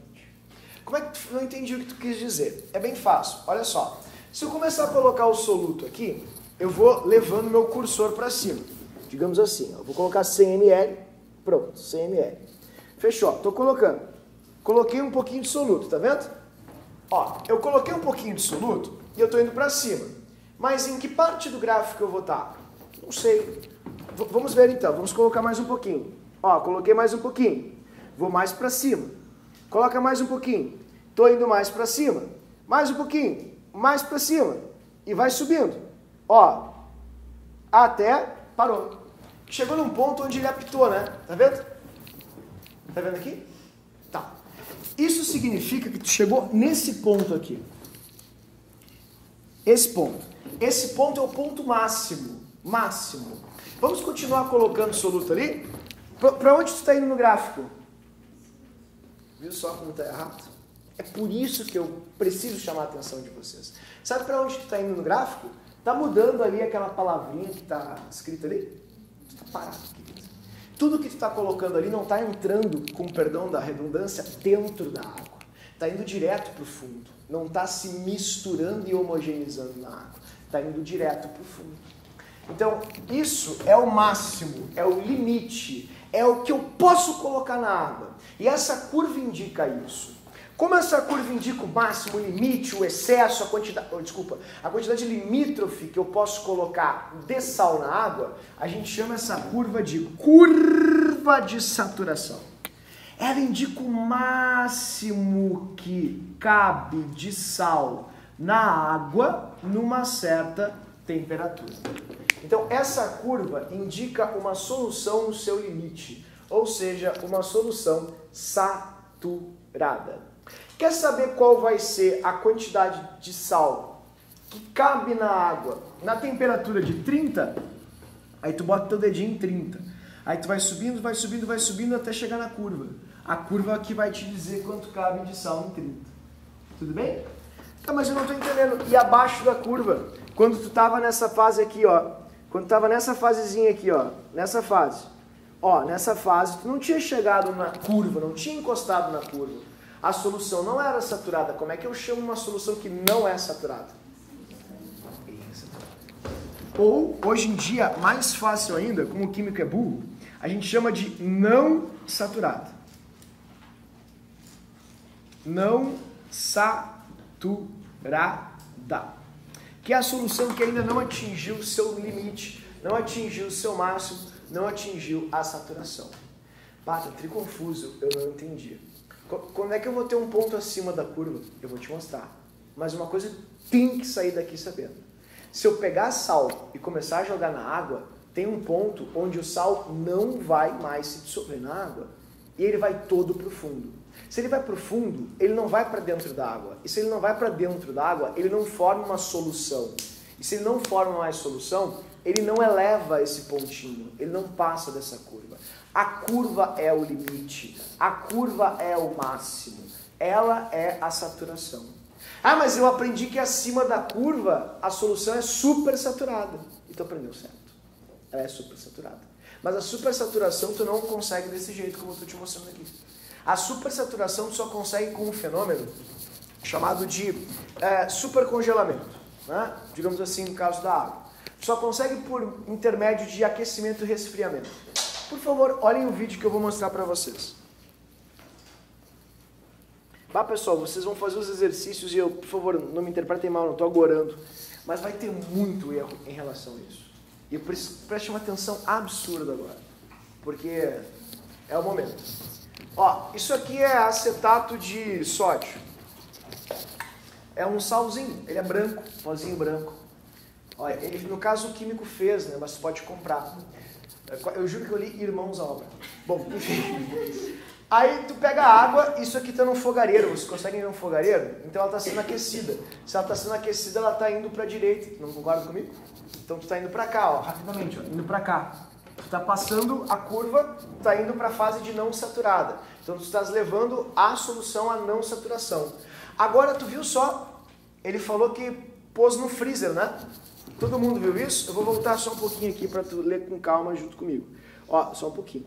Tu pôs no freezer, ó. Coloque a mistura na geladeira por 4 horas. Deixa eu parar um pouquinho. Olha o que tu fez, presta bem atenção. Tu pegou a solução e jogou sal, né? Soluto qualquer, na água. E tu veio para cá, porque tu começou a esquentar. E quando tu está esquentando, tu não vai para a direita no gráfico, sim ou não? Tá. Aí depois ele falou assim, ó, resfria a solução. Coloca no freezer por 4 horas. Resfriar, tu anda para onde nesse gráfico? Para a esquerda. Aí tu tá vindo para cá, ó. Tá vindo para cá, ó. Tá vendo? E para cá, ó, tu tá acima ou abaixo da curva? Tu tá acima. É só assim que tu consegue ficar acima da curva. Só assim. Não tem outro jeito. É só com aquecimento e resfriamento. Porque a expressão saturada indica o limite, indica o máximo já. Para tu estar acima do limite, querido, é só numa condição especial. A gente chama de meta estável. O que significa meta estável? O que é metafísica? Além da física. Meta estável é além do estável, ou seja, instável. Não é instável. Sempre que vocês encontrarem a expressão meta estável, significa instável. É isso que significa. Presta atenção no que vai acontecer agora aí no vídeo. Presta atenção. Resfriou, ó. Eu tô aqui, tá vendo? Não pode estar aqui. Tem que estar aqui nessa temperatura. Eu tô aqui. Olha só o que acontece. Bateu, é só encostar. Tipo, parece a Elsa do Frozen, né? Tá ali, ó. Congelou. Tá vendo? Sabe por quê? Porque quando tu bateu, o sistema já era instável. Ele já ia se transformar nisso de qualquer jeito. Mas quando tu bateu, tu acelerou esse processo. E aí ele veio para cá, ó, veio para a curva. Olha que massa isso. Isso é uma estalactite ou uma estalagmite? Estalactite é teto, sai do teto. Quando sai do chão assim é uma estalagmite. Isso é uma estalagmite. Ó, por favor, olhem essa parte com muita atenção. Qual é o estado físico disso aqui? Desse aqui, do Becker. Líquido. Qual é o estado físico disso aqui? Ué? Tá, mas e como é que está se transformando em sólido? Tu viu que quando o líquido bate no chão, começa a ficar sólido? Porque é uma perturbação. Isso é uma solução supersaturada. Ela não deveria estar líquida nessa condição. Mas como é que ela está? O que ele fez para ela ficar desse jeito? Tu viu? Ele esquentou no fogareirozinho, foi para lá, e depois ele fez o quê? Resfriou. Tá, mas e por que fica desse jeito? É fácil de entender, queridos. Quando a gente esquenta e resfria, as moléculas se agitam mais ou menos. Só que isso não é homogêneo. Esse processo de acomodação molecular demora. Então, esse ponto onde as moléculas estão se acomodando nessa temperatura que causa o fenômeno da supersaturação. Não pode estar líquido, não pode, tem que estar sim sólido. Por que está líquido? Porque ele esquentou e depois resfriou. Foi por isso. Então, esse ponto, olhem por favor, esse ponto, isso é uma supersaturada. Isso aqui. Isso, dá para ver o sólido aqui dentro? Não, porque ela é homogênea. Então, a supersaturada é uma solução que está acima da saturação homogênea por causa do aquecimento e do resfriamento, por causa da acomodação das moléculas. Então, presta bem atenção, olha que massa. Encostou, pronto, cristalizou tudo. Esse sólido, quando encosta no líquido, que já é instável, que já vai automaticamente se transformar em uma solução sólida, né? Uma mistura sólida, como tu está vendo, ele se chama germen de cristalização. Eu vou mostrar para vocês um outro videozinho aqui que é com o Iberê. Acho que todo mundo conhece o Iberê. Do Manual do Mundo, né? Ó, ele vai te mostrar um sólido de cristalização. É o mesmo experimento. Só que eu peguei esse vídeo porque ele tira o sólido e joga. Isso se chama germen de cristalização, tá vendo? Ó, é o mesmo sal, só que ele acelera o processo de precipitação do soluto. Então, ó, é a mesma solução que tu viu antes, viu só? Quando ela encostou no sal, ela começa a ficar sólida instantaneamente. Isso é uma supersaturada. Isso é uma saturada com precipitado. Supersaturada, saturada com precipitado. Não pode estar assim, tem que estar assim. Mas e como pode estar assim? Porque ele esquentou e depois fez o quê? Resfriou. Senão tu não faz, querido. Senão ela fica assim. Tudo bem? Então isso é muito importante, pessoal. Eu fiz todo esse drama aqui porque eu não posso deixar errar isso em hipótese alguma. A supersaturação, uma solução supersaturada, ela é bem atípica. Ela só se faz quando a gente tem essa condição extra, digamos assim, que é de aquecimento e resfriamento. Oi? Eu vi um vídeo na internet que uma mulher ligava a torneira e a água caía e acontecia a mesma coisa, assim. Até pro... Possessão, exorcismo... Não. E foi aqui no interior, daí foi até teve uma reportagem, só que eu não vi a reportagem do que isso acontecia. Só que era água pura, assim, que saía da torneira. Como que acontecia isso? Vou explicar, tá? Se o pessoal lá da paróquia acha que é possessão, tá? Não vamos estragar, aí é a brincadeira do pessoal, mas é bem fácil. Esse é o fenômeno da água super congelada, super resfriada. Acontece assim, quando a gente esquenta ou resfria um sistema, esquentar uma água para um chá no micro-ondas é igual a esquentar a água no chá no fogão? Vocês já notaram a diferença? É por isso, querido. Porque no micro-ondas as moléculas elas são agitadas de uma forma e no fogão de outra. A forma com a qual elas são agitadas no fogão, por corrente de convecção, vão ficando menos densas e vão subindo, e a água mais fria vai descendo, vai esquentando, é mais homogênea. No micro-ondas é muito mais heterogêneo. Então, olha só para o quadro aqui, ó. É bem fácil de entender isso. Dá uma olhadinha ali para a água, tá? Essa aqui é a água, fechou? Água, sólida. Quando a gente esquenta ela, ó, tu tá vendo que algumas moléculas vão ficando mais agitadas que outras? Não é bem homogêneo. E é isso que acontece. Assim como quando a gente resfria ela, Júnior. Ó, quando tu resfria ela, algumas vão ficando, primeiro, menos agitadas que outras. Ai, não estou entendendo nada. Quando tu está resfriando a água, se tu resfriar bem devagarinho, com bastante calma, como essa água tem um monte de minerais dentro dela, porque é uma água potável, se tu resfriar bem devagarinho, às vezes a água fica a menos 4 graus líquida. Tá, mas e daí? E aí quando a pessoa liga a torneira e a água bate, ela sofre uma perturbação igual a que tu viu no vídeo agora. Igual. E quando ela perturba, ela vira um cristal de gelo. Porque tu provocou isso. Quer ver como tu consegue entender isso? É super fácil. Todo mundo já viu isso alguma vez na vida? Vocês já ouviram falar que se tu pegar, por exemplo, uma bebida muito rápida do freezer, ela pode congelar na tua mão? É a mesma coisa. Se tu fizer um processo de resfriamento bem lento e cauteloso, as moléculas elas vão baixando a agitação calmamente. E aí as partículas de sal não deixam formar os hexágonos. Ó, olha como é que a água sólida é. Olha que lindo isso. A água sólida, observa que tem uns buracos no meio dela. Tu consegue ver isso? São os hexágonos com espaços vazios. Assim. Isso é gelo.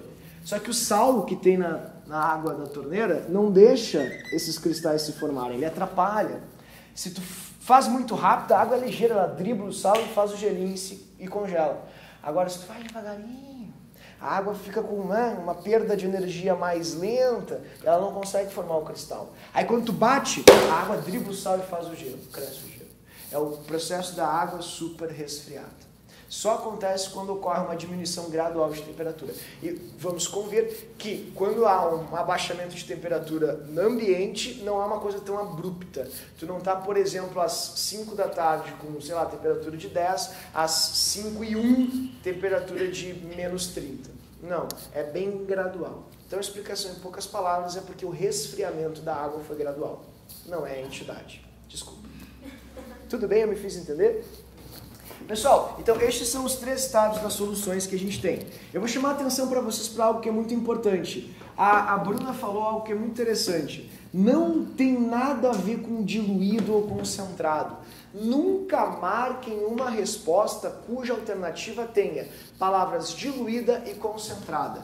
Nunca vai ser por causa disso que a gente vai ter uma solução saturada, não saturada ou insaturada. Tudo bem? Desculpa, ou supersaturada. A diluição e a concentração, elas dependem de outros fatores.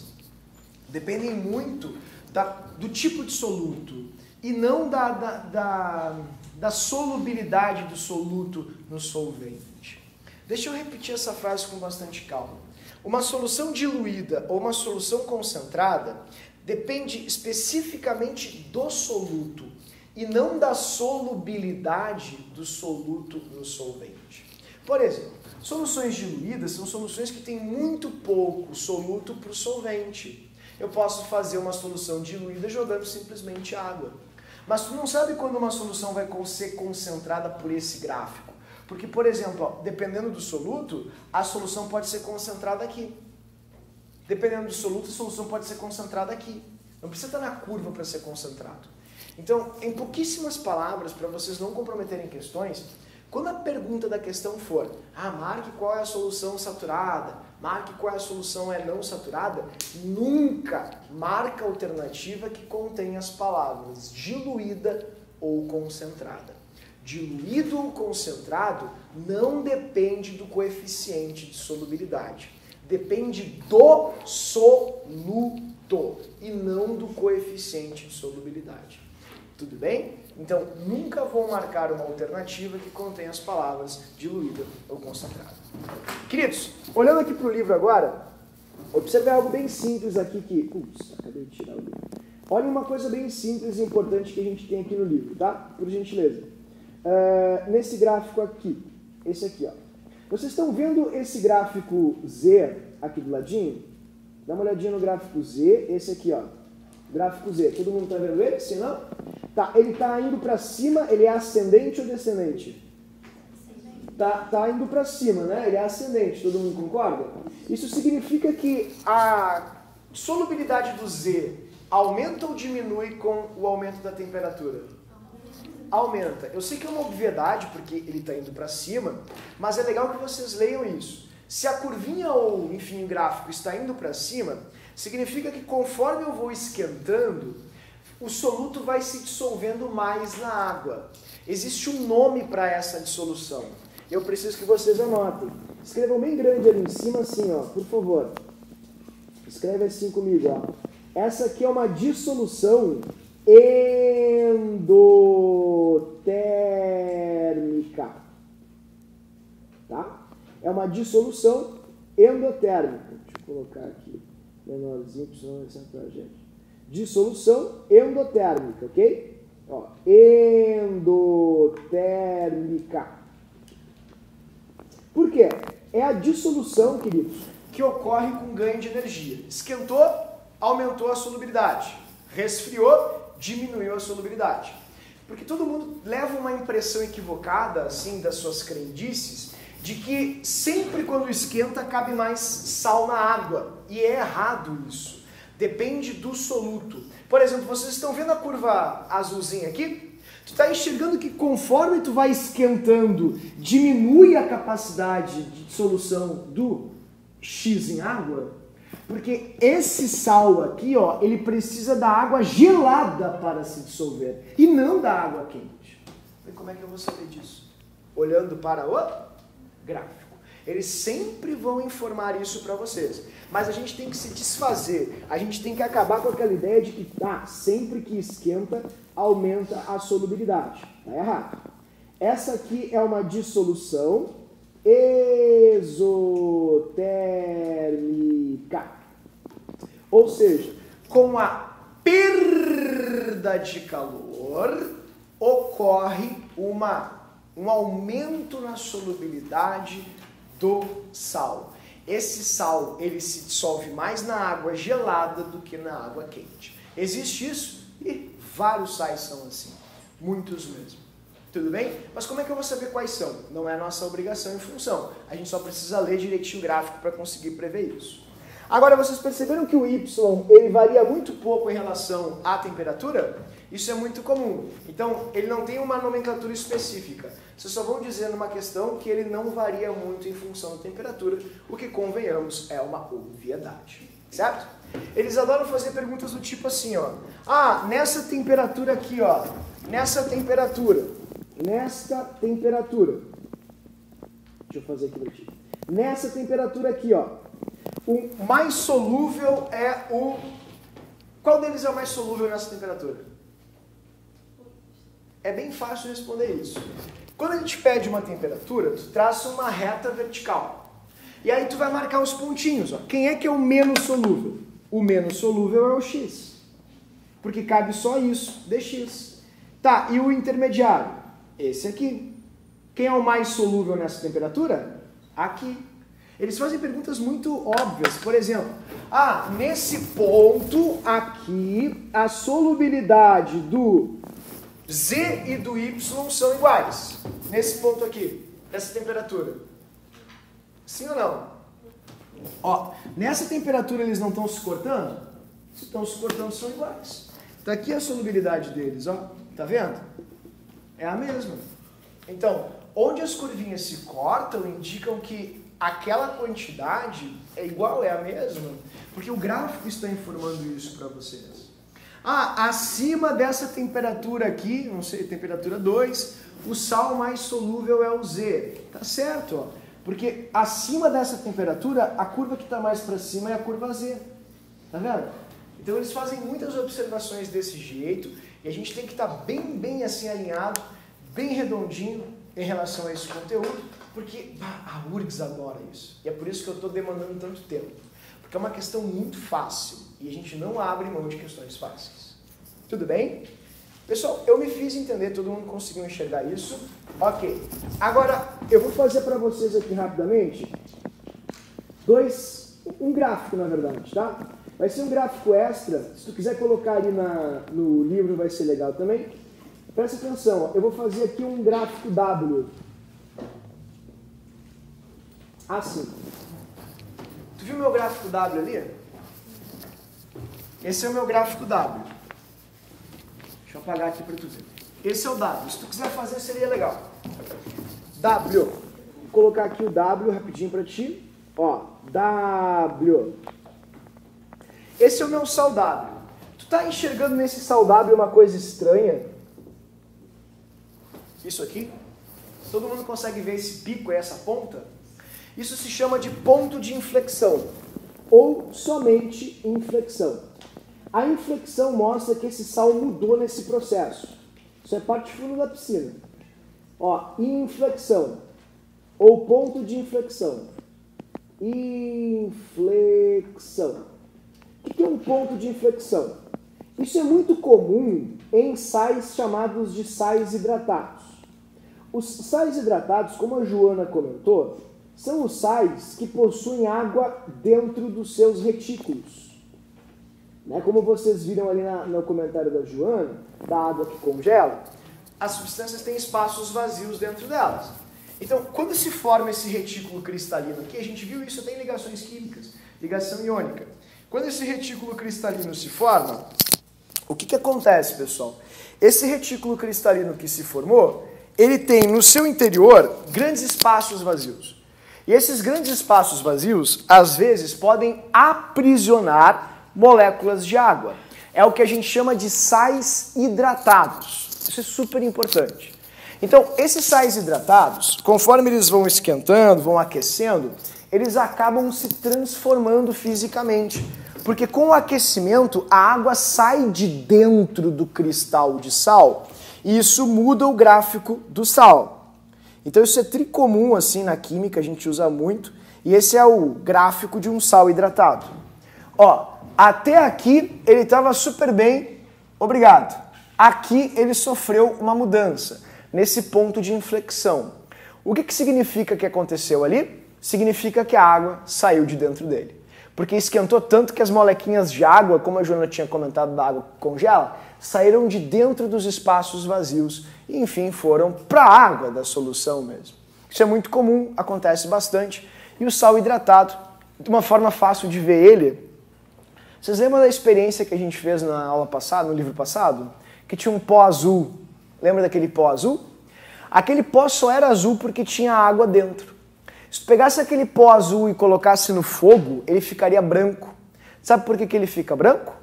Porque com o aquecimento a água foi embora. Então muda as propriedades do sal. Certo? Isso é o que tem de mais difícil, eu desconheço algo mais difícil do que isso aqui. Oi? A água sim. Porque os sais eles formam grandes cubos, lembra? Que são os retículos cristalinos. Assim. Cation, ânion, cation, ânion, cation, ânion. Não, só a água.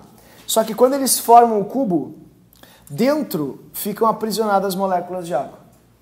Tá? É dessa forma aqui, ó. É bem fácil de ver. Ó. Deixa eu ver aqui. Aqui, ó. Não, não é essa. Mas é coisa rápida. Aqui. Ó, exatamente aqui. Olha aqui em cima, Bruno Luiz. Tá vendo aqui em cima? Tá, ó. Eu vou mostrar o vídeo. Funciona assim, ó. Isso é o sal e a água, tá? Eles estão todos fragmentados. Quando a água começa a evaporar e o sal começa a se juntar de novo, você tá vendo ali, ó? Ó, o que acontece? Nesse momento, muitas vezes, aqui dentro, ó, ficam aprisionadas moléculas de água. Tá vendo? Isso é um sal hidratado. Isso aqui. Tudo bem? Me fiz entender, queridos? Tudo certo? Então, essa é uma parte que eu fiz questão de demandar mais tempo, porque o professor sempre vai avaliar o que é mais fácil e, obviamente, importante para vocês, do que despender tempo em coisas que às vezes são mais complexas e não são relevantes. Então, isso aqui é muito importante porque, repito, a URGS é apaixonada por tipos de soluções. Vai cair, eu não estou brincando, vocês podem me cobrar depois, vai cair uma questão sobre saturado, supersaturado ou insaturado. Tudo bem? Me fiz entender aqui, queridos? Todo mundo entendeu isso? Ok, então vamos lá. Vamos passar para a próxima fase aqui, então, das soluções. Ah, claro que sim. Que é a parte... Por favor. Que é a parte das concentrações. Vou mostrar aqui para que vocês vejam as concentrações. Como assim concentrações? Eu não entendi muito bem, muito confuso isso. Ó, vamos lá. As concentrações, pessoal, são só 3, vou ser bem expressivo.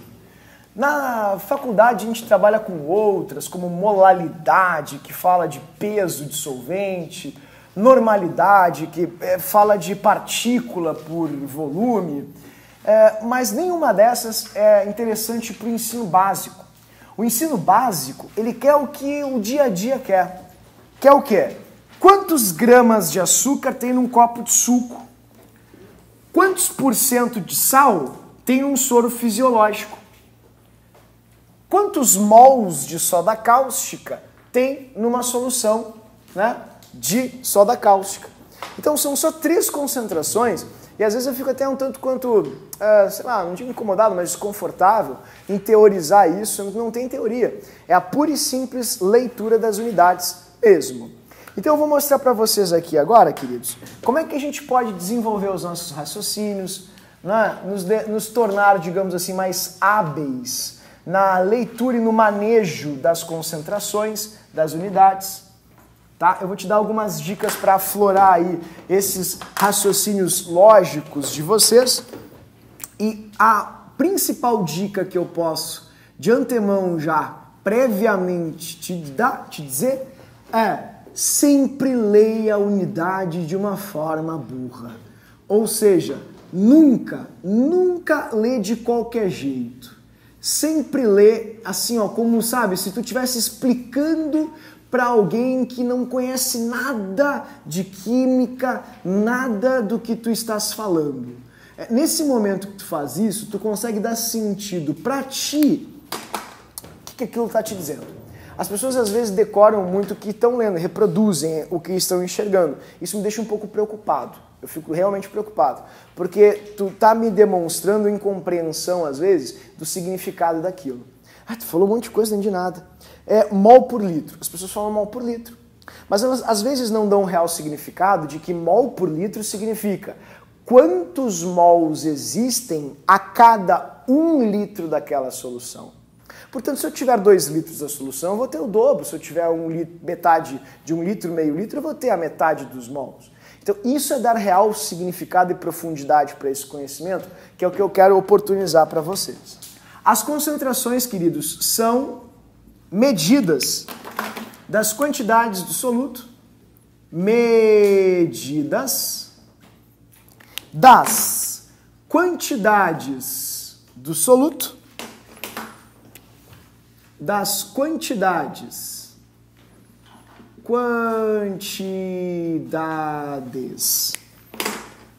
dos solutos, das soluções, dos solutos, das soluções. Ok? É isso que a gente está medindo, vendo uma concentração. A gente está vendo quanto tem de soluto numa solução em particular. Essas quantidades são medidas de 3 formas diferentes. Pode ser em grama, em mol ou em porcentagem. Eu vou começar com a primeira forma de medição, que é a forma mais primitiva possível, chamada de concentração comum. Concentração comum. A concentração comum, que pode simbolizar com um Czão, ela sempre vai indicar para ti, ó. Indica a massa do soluto. Essa massa normalmente é em gramas. Normalmente em gramas. Ó, vou escrever entre parênteses aqui, ó. Normalmente em gramas. Mas quem vai informar isso para vocês de forma precisa não sou eu. É a própria questão. Ok? Então a gente não pode usar isso como algo certo, não. Ah, é sempre em gramas. Não, não, não. Hoje em dia eles pedem miligrama, micrograma, eles variam bastante. Mas indica a massa do soluto,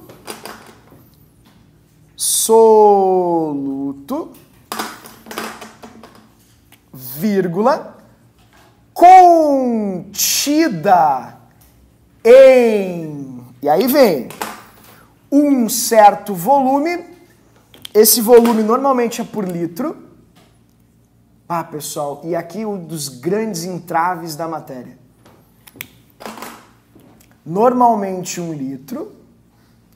Normalmente 1 litro.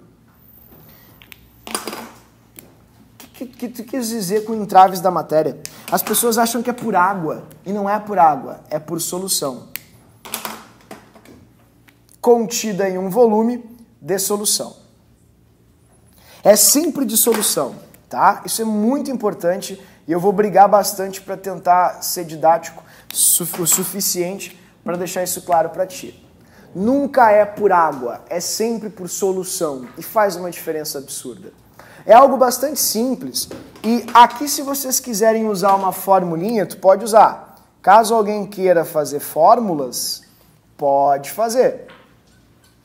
Tá? Eu jamais vou barrar qualquer tipo de aprendizado. Então, a fórmula seria essa. Ó.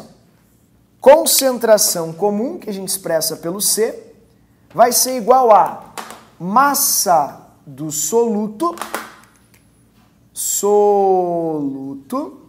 dividido pelo volume da solução. Tu recomenda a fórmula? Pessoal, cada um pensa de um jeito. Sabe, eu jamais vou barrar o teu conhecimento. Eu não gosto de fórmulas, porque eu não tenho memória boa. Né? Então, como eu não gosto de decorar muito as coisas, eu evito fórmulas. Mas não tem nada de problema algum. Usar fórmula, quer usar? Pode usar. Se tu gosta de se sentir mais seguro, pode fazer, não tem problema algum. Só vou te dar uma dica. Quando for usar fórmula, sempre usa a concentração comum vista em gramas por litro, que é a mesma coisa que grama vezes litro na menos 1. Ou seja, a massa que tu tem, a massinha que tu tem, passa ela para gramas. Em gramas. Gramas. E o volume que tu tem, já passa ele para litro. Litro. Ok? Já passa o volume para litro. Tá? Pessoal, lembrando que M é de massa, obviamente. Massa é uma massa qualquer que a própria questão vai te dar. E o volume aqui, queridos, Vzinho, é o volume em litros. Precisa de tudo isso? Não. O que eu quero trabalhar contigo, assim, para que fique bem rápido, e ligeiro, é o seguinte. Olhem para o quadro. O grande problema da química é que a gente não trabalha sempre no laboratório. Se trabalhasse sempre no laboratório e manejasse muito mais do que teorizasse, ficaria muito mais fácil teorizar a partir de ensaios, a partir da prática. Por exemplo, rapidamente, quanto é que dá 1/4 de litro? 1/5 de litro? 2/3 de litro? Essas coisas eu preciso que vocês façam rapidamente ao resolver as questões. Pode parecer uma bobagem, mas, tu não tem noção do quanto isso te ajuda. Por exemplo, pessoal, isso é 1 litro. Isso é 1 litro. O que seria 1/5 de litro? Quantos ml dá? 200. É uma quinta parte disso. 1/5 de litro é isso. 1/5 de litro. 5 vezes essa quantidade perfaz 1 litro. 1/5 de litro. Então, o que seria concentração comum? Sabe o que é concentração comum? É isso aqui, ó. Eu tenho 100 ml, tá? 100 ml. Faz para mim uma concentração comum. Vamos supor que eu tenha colocado 10 gramas. Eu vou inventar um valor. Eu joguei aqui 10 gramas. 10 gramas de sal caíram aqui dentro. A quantidade que eu tenho aqui é de 100 ml. 100 ml, ok? A pergunta que eu vou te fazer é, qual é a concentração comum dessa solução aqui em gramas por litro?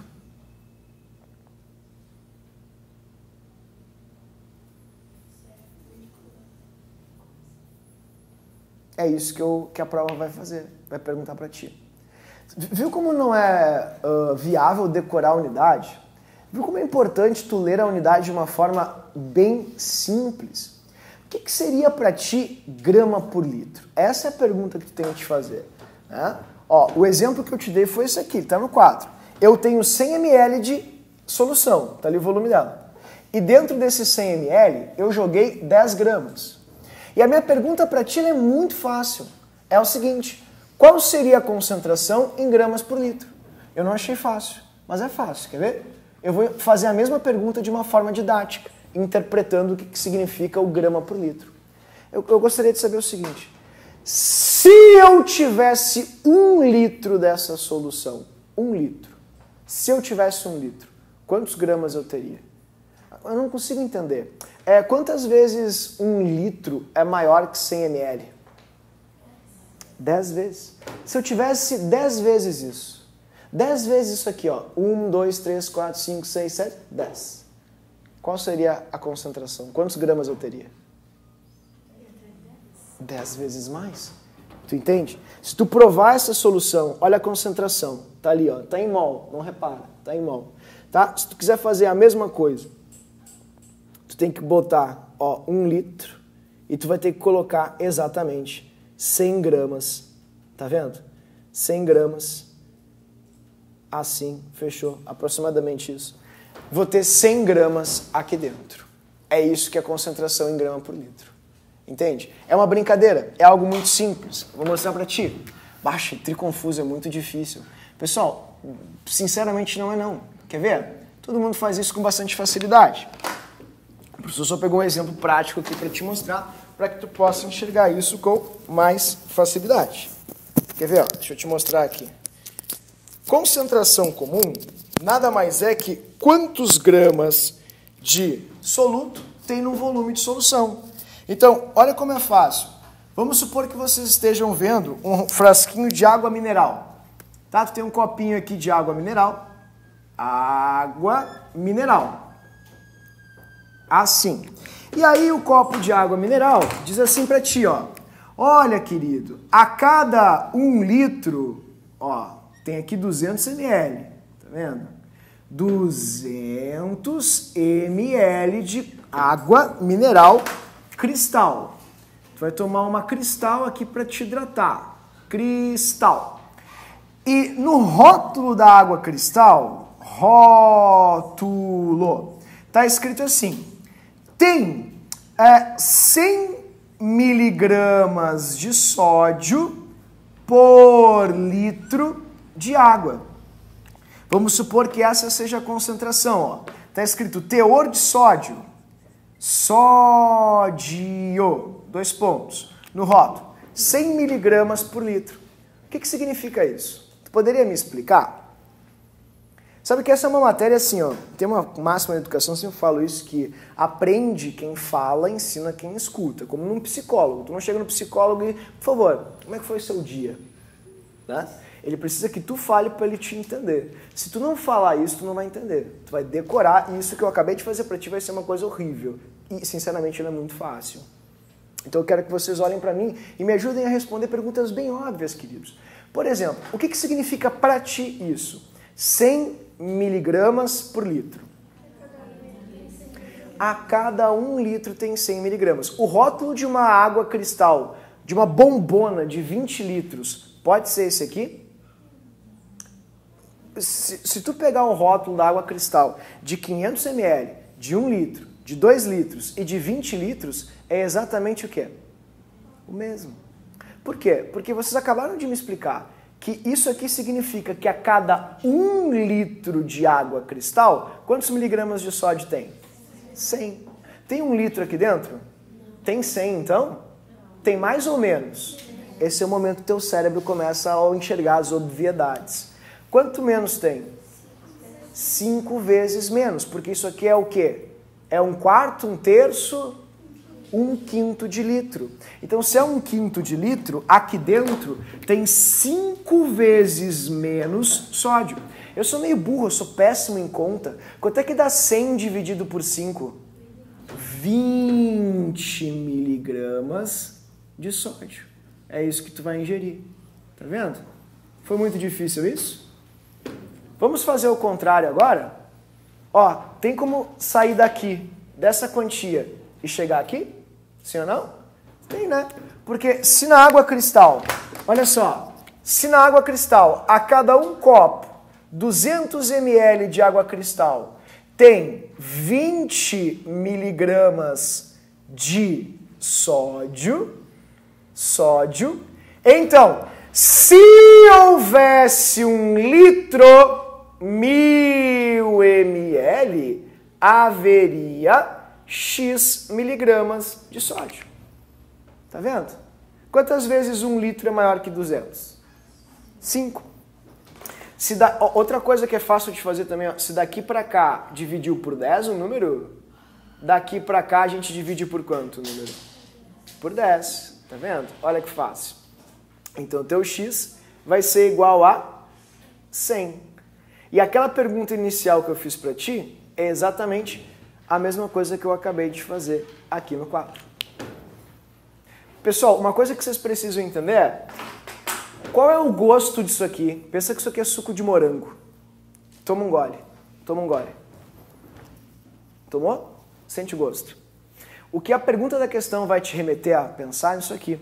Tu tem que ter o mesmo gosto aqui, ó. Mesmo gosto. Mesmo gosto.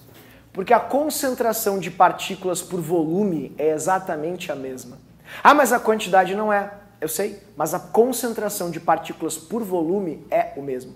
Quando tu tomou um gole daquela solução, daquele suco no início, e tomou um gole dele agora, o gosto vai ser o mesmo. Porque o volume de um gole contém a mesma quantidade de substâncias que tu tinha antes. Isso fez sentido para todo mundo. Todo mundo entendeu isso, porque isso é muito importante mesmo. E os ppms? Que deles ppm? E aí? O que é um ppm? Vamos lá? Ó, ppm é uma medida clássica assim da física e tal, que a gente usa muito na química. Olha que interessante. Tu poderia me ajudar? O professor é péssimo naquela coisa de unidades. Sabe aquela coisa de tipo quilo Me ajuda aqui, me ajuda aqui. É quilo, depois o milésimo do quilo é o quê? Milésimo, tipo o quilo 1000 vezes menor. Quanto é que dá? Grama, né? Calma, vai dar tudo certo, vai dar tudo certo. Grama. Tá, e o milionésimo do quilo? Miligrama, né? Miligrama. E depois, se eu quiser o bilionésimo do quilo? Ah, daí tá difícil já. Micrograma, ó, MC grama. Assim. Tudo bem? Todo mundo já viu isso alguma vez na vida, sim ou não? Tá, pra gente encerrar a linha de hoje, rapidamente. Olha só, pessoal. Quilo, grama, miligrama, micrograma. As soluções são representadas normalmente em ppm, em produtos alimentícios. Como assim? Aquela água ali, ela tá já com a concentração correta em ppm. A concentração dela é de 100 ppm. Mas como é que tu sabe disso? O que é ppm? ppm é uma concentração comum chamada de partes por milhão. É quando a gente associa o milionésimo, de soluto em relação ao solvente. A gente mostra o soluto, porque senão o número ficaria muito pequeno e ruim de representar. A gente mostra a concentração do soluto numa unidade 1 milhão de vezes menor que a da solução, digamos assim. Ah, que difícil. É bem fácil, eu vou te mostrar. Ó. Partes por milhão. Isso é o ppm. O que é o ppm? O ppm, repito, é uma forma de escrever a quantidade de soluto em 1 milhão de partes de solução. Só dificultou mais, é impossível entender isso. Não é difícil, queridos. Por exemplo, vamos devagarinho, tá? Qual é o volume da solução? Não sei responder. Da concentração da solução. Esse volume aqui, ó. Qual é o volume da concentração da solução? 1 litro. Ok, 1 litro. A solução ali, ela tem basicamente água, então a densidade dessa solução vai ser muito próxima à densidade da água. Portanto, se a densidade da solução vai ser praticamente igual à densidade da água, porque tem muito pouco soluto, deixa eu te fazer uma pergunta, professor, é meio burro. Qual a densidade da água? E o que significa isso, 1 grama por ml? Por exemplo, 1 litro de água. 1 litro de água pesa quanto? Se tu botar na balança isso aqui, ó, tu encher de água até aqui e botar na balança, quanto é que vai pesar? Como é que eu vou saber? É fácil, ó. Pega aqui a água, tá vendo? Assim, ó, e bota na balança. E enche com 1 litro. Quanto é que vai dar na balança? 1 quilo. Ah, então tu tá me dizendo que aquilo ali, ó, tá vendo, ó? 1 litro de água, sim ou não? 1 litro de solução, sim ou não? Ó, 1 litro de solução é a mesma coisa que 1 quilo. Tudo bem?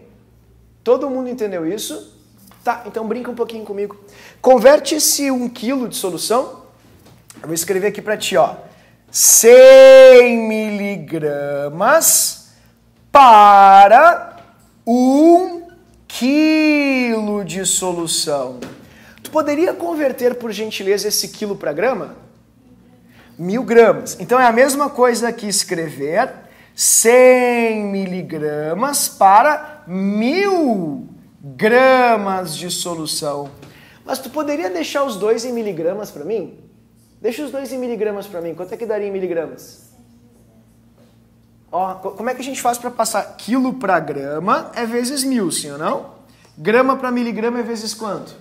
Vezes 1000 também. Quanto é que dá 10 na 3 vezes 10 na 3? Que é a mesma coisa que 1 milhão. Opa, 1 milhão. Sim, 1 quilo, queridos, corresponde a 1 milhão de miligramas. Então, olha só quanto é que eu tenho aqui de sódio, saúde, por milhão de solução. Partes por milhão, entendeu? É quanto tu tem de sal em 1 milhão de partes de solução. Qual a quantidade de sal que eu tenho para 1 milhão de miligramas de solução? 100. Por isso, a concentração ali em ppm é igual a 100 ppm. 100 ppm de sódio. Em outras palavras, pessoal, O ppm é a mesma coisa nas soluções que miligrama de soluto por ppm é igual a miligrama de soluto por litro de solução. Miligrama por litro. Impossível de entender. Não, pessoal, o ppm é quanto tu tem de soluto em 1 milhão de partes de solvente. Se o teu soluto está em miligramas, quanto eu tenho de miligramas de sódio em 1 milhão de miligramas de solvente? Ou seja, em 1000 gramas de solução, desculpa, não solvente. Ou seja, em 1 quilo de solvente. A quantidade que tu tem de sódio em 1 milhão de miligramas de solução é de 100 miligramas. Então isso é partes para 1 milhão. Partes por milhão. É isso que significa. Isso vai cair, pessoal. Se alguém tem alguma dúvida, pergunte agora. Porque o teu eu de novembro, da segunda semana, vai estar encontrando exatamente isso na prova. Tudo bem? Eu me fiz entender. Vocês entenderam isso? Então fala rapidinho para mim aqui em gramas, quanto que vale 5 ppm? 5 gramas para 1 milhão de gramas de alguma coisa. Quanto vale, rapidinho, aí eu te liberto, 20 ppm. 20 ppm em gramas. 20 gramas de alguma coisa em 1 milhão de gramas de alguma coisa. E para encerrar, a questão que eu acho que vai cair. O Enem vai perguntar para ti o que é o diesel S50. Aí ele vai te dizer que o diesel S50 contém 50 ppm de enxofre no diesel. O que significa em gramas 50 ppm? Que tem 50 gramas de enxofre em 1 milhão de gramas de diesel. Teve alguma coisa importante esse ano com diesel que parou o Brasil? Ah, interessante, interessante. Então vocês podem estar enxergando exatamente a questão de concentração do Enem aqui no quadro. Até porque ela já caiu em 2013. Tudo bem? O ppb é a mesma coisa, só que é por bilhão. Daí seria por 10 na 9. Não é muito comum, a gente trabalha mais com ppm mesmo. Certo, queridos? Então é isso aí. Na aulinha que vem o professor...